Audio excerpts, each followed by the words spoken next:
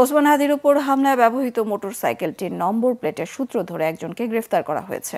রাতে মোহাম্মদপুর থেকে মোটরসাইকেল মালিক আব্দুল হান্নানকে গ্রেফতার করা হয়।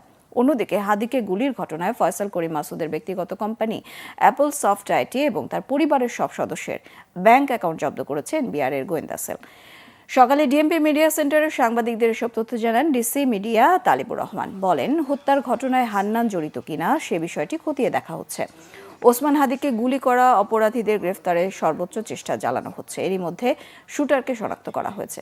এক প্রশ্নের জবাবে তিনি বলেন, অপরাধীরা পালিয়েছে কিনা এমন কোনো তথ্য জানা নেই। ভোটের মাঠের প্রার্থীদের নিরাপত্তার বিষয়টি গুরুত্ব দেওয়া হচ্ছে জানিয়ে নগরের আইনশৃঙ্খলা পরিস্থিতি স্বাভাবিক রাখতে চেকপোস্ট টহল কার্যক্রম বাড়ানো হয়েছে বলেও জানান ডিসি মিডিয়া।